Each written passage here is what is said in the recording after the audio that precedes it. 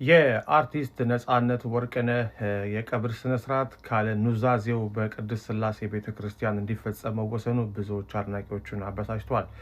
ባለቤቱ ከፖርትላንድ ኦሪገን አሜሪካ ወደ ኢትዮጵያ እየሄደች ነው። እሷ ከደረሰች በኋላ የቀብር ስነ ስርዓቱን በ4 ኪሎ በሚገኘው የመንበረ ቅድስት ሥላሴ ቤተክርስቲያን ይፈጸማል ተብሏል። በእርግጥ አድናቂዎቹ ወይም ደግሞ የቀብር አስተባባሪዎቹ ነጻነት ለኢትዮጵያ ኪነ ጥበብ ካበረከተው አንጻር ብዙ አርቲስቶች የሚቀበሩት ሥላሴ ቤተክርስቲያን ስለሆነ እዛ መቀበር አለበት ብለው ነበር። ሆኖም ግን አርቲስቱ ከሞቱ በፊት በተለያየ ጊዜ ለወዳጆቹ ለዘመዶቹ ሲናገር የነበረው በአሌልቱ ቅዱስ ጊዮርጊስ ቤተክርስቲያን መቀበር እንደሚፈልግ ነበር። ስለዚህም በዚህ የተነሳ ብዙዎች ቁጣቸውን እየገለጹ ይገኛሉ። የአርቲስቱ ፍላጎት ቢፈጸምለት መልካም ነበረ በሚል ማለት ነው።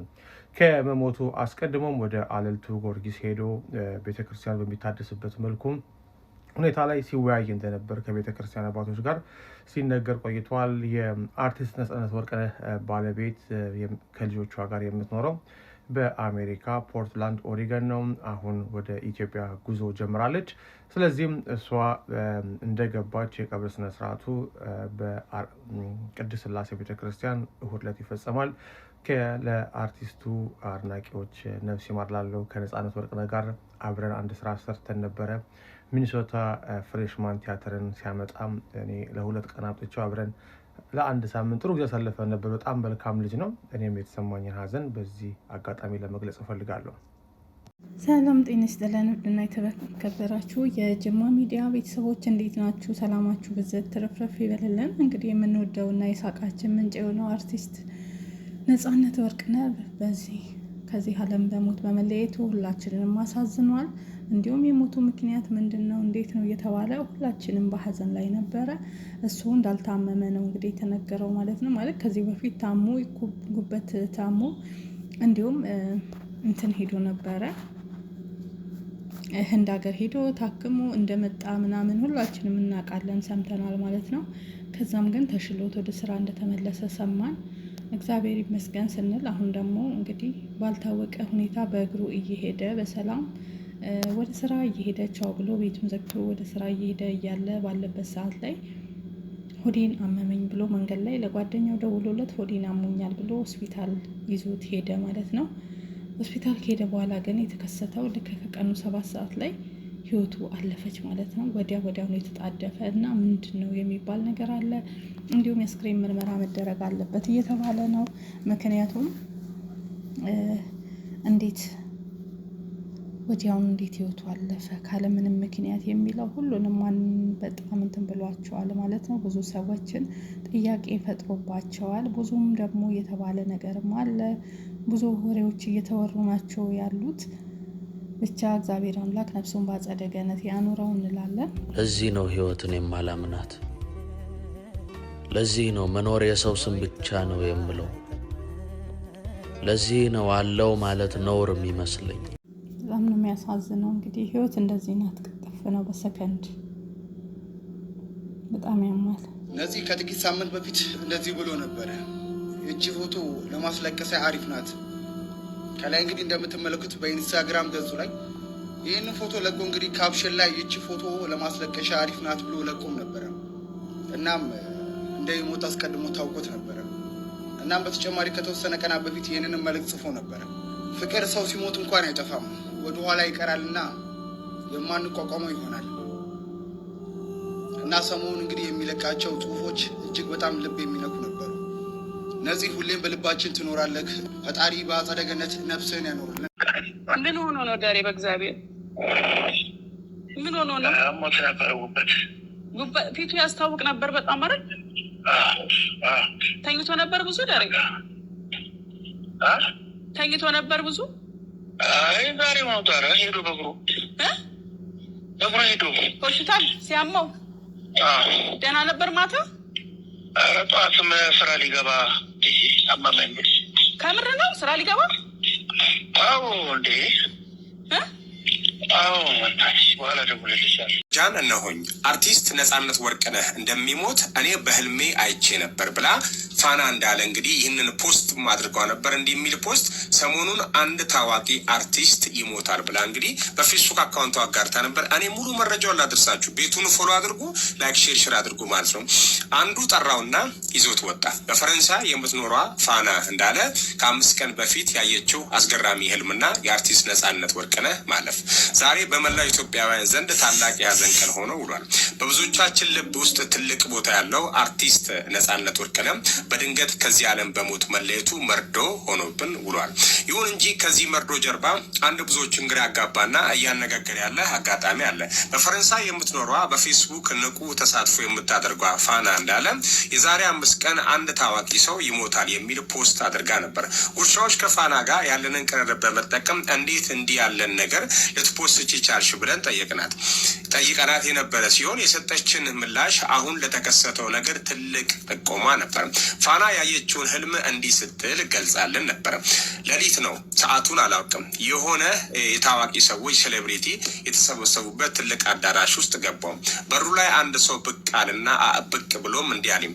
በድንገት አንዱ መጣና ያንን ሰው ጠርቶ ይዞት ወጣ። በዚያን ሰዓት ማንም ምንም አላለም። እኔም ተከትያቸው ልወጣ ስል ፍርሃት አደረብኝና ተመለስኩኝ። በአዳራሹ ውስጥ የነበሩት ታዋቂ አርቲስቶች መሆናቸውን አውቃለሁ እንጂ ማን እንደሆኑ ለይቼ አላወኳቸው ነበር። መጨረሻ ላይ ግን አንዱ ጠራኝና እዚህ የነበረው ሰውዬ የታለ ብሎ ሲጠይቀኝ አንዱ ጠርቶ ይዞት ወጣ እኮ አልኳቸው። በንግግሬ ተገረሙ፣ በጅምላም ሳቁብኝ። በዚያው ነቃው።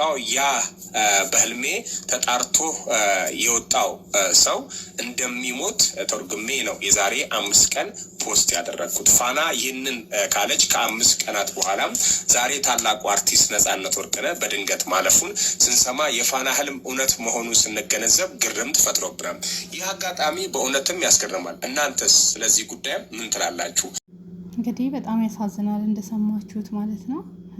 በህልሜ አይቼ ነበረ ታዋቂ አርቲስት ይሞታል ተብሎ ተለጥፎ ነበር። አሁንም ደግሞ ሌላ አርቲስት ይሞታል ተብሎ አሁንም ደግሞ ተለጥፎ ነው ያለ። አሁንም ታዋቂ ሰው እንደሚሞት ታዋቂ ሰው እንደሚታሰር እያሉ እኔ እንጃ። እንዲህ አይነት የጥንቆላ መንፈስ ነው የሚመስለኝ። እኔ እግዚአብሔር ይገስጸው እንዲህ አይነት ነገር ባትናገሩ እንደው ብዬ አስባለሁኝ። እና ሁሉም ሰው በጣም እየተገረመ ነው።